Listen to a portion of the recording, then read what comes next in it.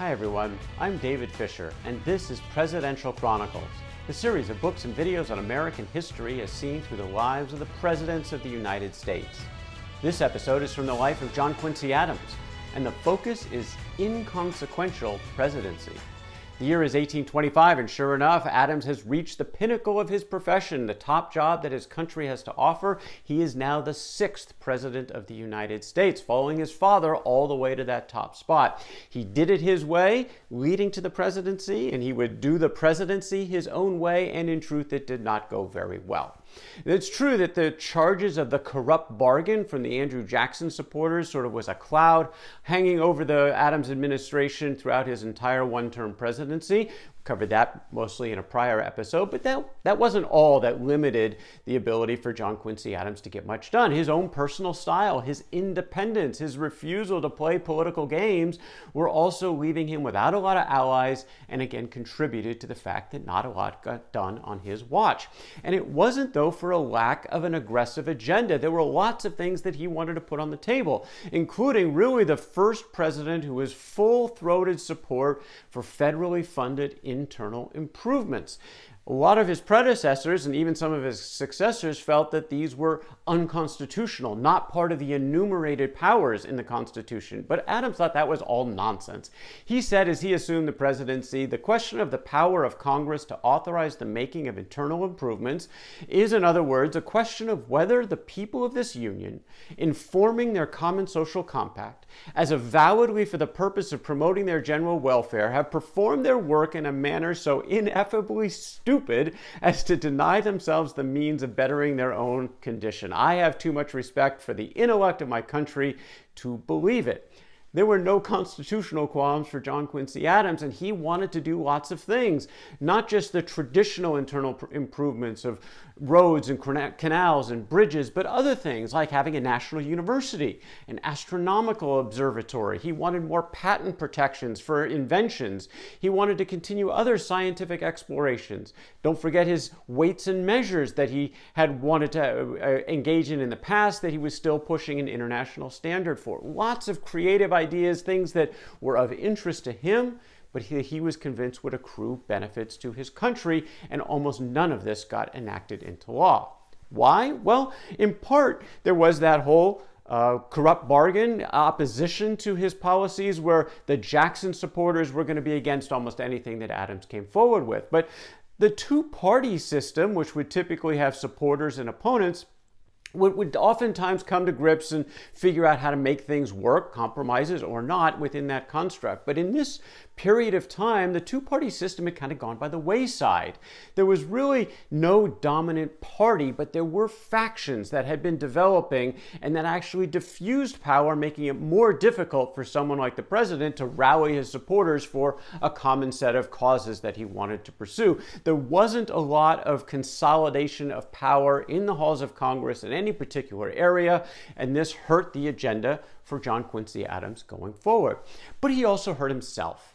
He refused to play a lot of the politics and the backroom deals, the kinds of things that were often necessary to get legislation done. And he also refused to use one of the most important powers of the presidency, which was patronage, the ability to give out jobs, oftentimes to political supporters, sometimes to get political benefit. He would not play that game. He said at the time that I am importuned to serve my friends and reproached for neglecting them because I will not dismiss or drop from executive favor officers faithful and able, because they are my political opponents. To provide for my own partisans, this I will not do. He had the opportunity to perhaps grease the skids on some legislation, but he wasn't going to use the power of patronage to do it. In fact, he only dismissed 12 people, all for cause, from the executive branch in his entire one-year term. And that included even his senior-most advisors. He retained, for example, the Postmaster General, John McLean, because he felt him competent. He wasn't going to just turn him out because he was a supporter of Andrew Jackson. Well, that may have been a fine move from one standpoint, but politically it hurt him, as McLean went off and gave out hundreds of jobs, especially in the West, of all these new post offices that were actually standing up, almost all of which went to partisans of Jackson, John Quincy Adams' opponent. But he was not going to play that game. Well, this manifested itself in the inability to get things done, both in the foreign policy and in domestic policy. Adams's administration was fundamentally unable to make pursuits in either area. So one example in foreign policy. In the previous administration, when Adams was Secretary of State, there was a lot of movement with the South American republics that had broken from Spain, had established their own independence, and now those countries were coming together and they wanted to have a Pan-American conference with the United States as a critical invitee to come together and figure out, maybe in the wake of the Monroe Doctrine, are there other things, perhaps economic related, that the economies and the politics and the governments of North and South America might be able to come together on. Seemed like a relatively innocuous idea, but the U.S. Congress was absolutely against it. Why? Well, apparently, John Quincy Adams, as president, introduced his support for the idea before going to Congress first. So some thought they were offended by going out of order. Some just didn't want to support anything that this president was going to do. Others were a little concerned that the United States' longstanding policy of neutrality might somehow be at risk if they went to this conference. But in any case, there was just stall after stall after stall. And by the time Congress actually approved ministers to go to the conference was already underway. It was too late.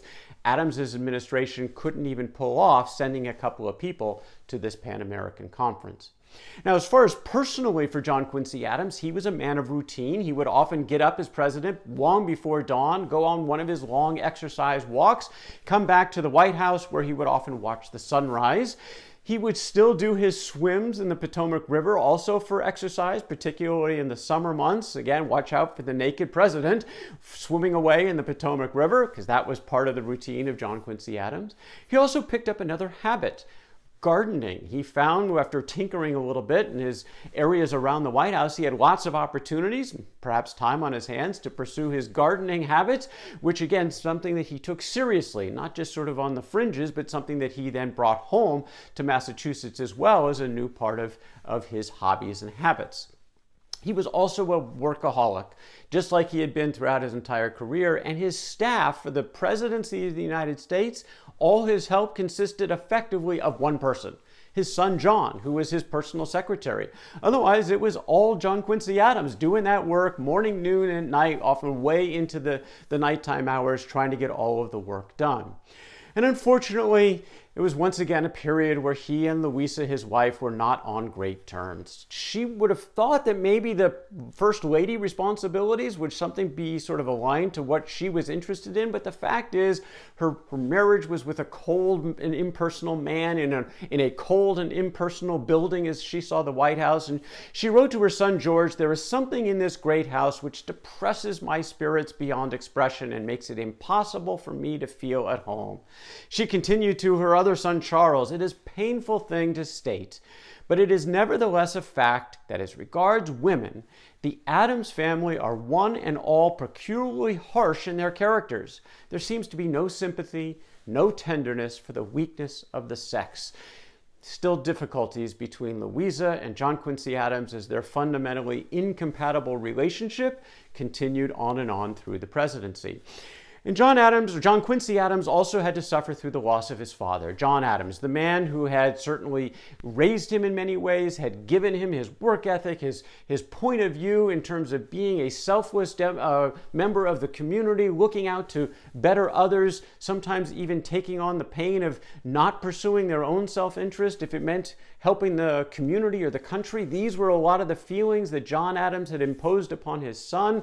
They had worked together, they had been colleagues.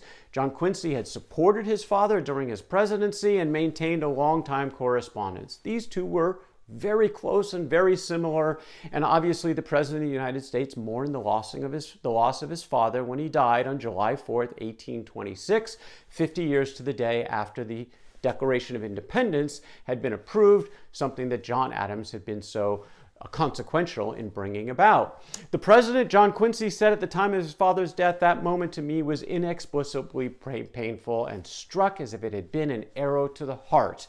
It was a difficult ending, but then there were also things that came from the passing of his father, including his inheritance. John Adams wanted his son, John Quincy Adams, the president, to take over his household. Peacefield, this plot of land that he had nurtured over the last 25 years of his life, and he wanted it to stay in the family, and he wanted it to go to John Quincy Adams. But he also wanted to be fair to his other heirs. And so he said in his will that John Quincy can have Peacefield, but he had to come up with $12,000 to spread across the other potential heirs just to be fair. John Quincy didn't hesitate. He actually sold off some property. He raised the money. He borrowed a bit here and there so he could pay off the other heirs of John Adams, and he could keep Peacefield in his family and in the Adams family for really posterity. His father also asked him to do something specific, though, in and around Peacefield. Build a library. He wanted a single library that kept all of his books and John Quincy Adams's books, the family's collection of books, together in a single place, and he said, make it fireproof.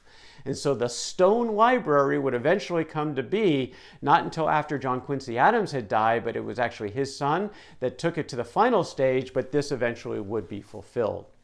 Well, in Adams's presidency, there were a couple of other things that he did try to work on, and one was the relationship with Indians. And this was particularly related to a treaty that he signed into law between the Creeks and the state of Georgia. The Creeks in this treaty agreed to leave the entire state in return for $200,000. But almost as soon as the ink was dry on the paper, many of the Creeks were saying, look, we had nothing to do with this deal. This guy, William McIntosh, who was supposedly representing our interests, he didn't represent our interests. He represented just a few folks over there, certainly not the majority of the Creek tribe. This should be a null and void deal. Well, John Quincy Adams, as president, met with a number of the Creeks, and he actually took their side. He thought there was something wrong here. The problem was the governor of Georgia, George Troup, wanted to hear absolutely none of this. He said, look, we have a deal in place. All these protestations are nonsense, and we're going to move forward. So they were at a bit of an impasse. Adams's view about this was, we have talked about benevolence and humanity and preached them into civilization, but none of this benevolence is felt when the rights of the Indians come into collision with the interests of the white man. My own opinion is that the most benevolent course towards them would be to give them the rights and subject them to the duties of citizens as part of our own people. But even this, the people of the states within which they are situated would not permit. It's also true that many of the Indians didn't want that assimilation model either. But Adams was clearly sympathetic with the plight of the Indians, and he and Governor Troup were sort of at odds on this topic. Eventually, Adams actually called in the U.S. military to protect the Creek Indians from being forced out. Governor Troup followed with his own militia. There was a bit of a military standoff for a moment until renegotiations could take place. And in the end, the Creeks fundamentally lost. Governor Troup won. There was a new agreement by 1827. And John Quincy Adams had tried. He might have bought them a little bit of time. But in the end, this was just another example where the Indians being pushed aside by the white man and the Americans, in this case the state of Georgia, continuing to move the Indians outside of its own borders. There was one other act that Adams signed into law that would have consequence, not really in his presidency, but beyond. He was in favor of protective tariffs. They were much more popular in the North than they were in the South, and the one that he signed into law in 1828 was among the highest tariff rates that the country had ever seen. Southerners would come to call this the Tariff of Abominations. They hated it so much, and it would come to a real clash with Adams's successor, Andrew Jackson, coming up in his following administration. So not a lot of action based on this tariff in Adams's term, but he was the one that signed it into law, and he was a man who was very much interested to see what happened in that subsequent administration by Jackson. Well, heading into 1828, Adams had virtually nothing to show for his presidency. That whole corrupt bargain propaganda machine from Jackson and his followers was running the course, and so it wasn't really that much of a surprise that Jackson had all the momentum and he won in actually a landslide election to hold John Quincy Adams to only a one-term president. He said at the time, "The sun of my political career sets in deepest gloom, but that of my country shines unclouded." He was still optimistic about his term and where the country was going, but he basically thought, like his father, his political career was coming to an end. Unlike his father, that would not be the case. In fact, in many ways, the best was yet to come for John Quincy Adams, but that's the story for another day. That is John Quincy Adams and his inconsequential presidency from the life of John Quincy Adams. For more Presidential Chronicles, check out my books on Amazon.com, and don't forget to subscribe to my YouTube channel. Until next time, I'm David Fisher, and this is Presidential Chronicles.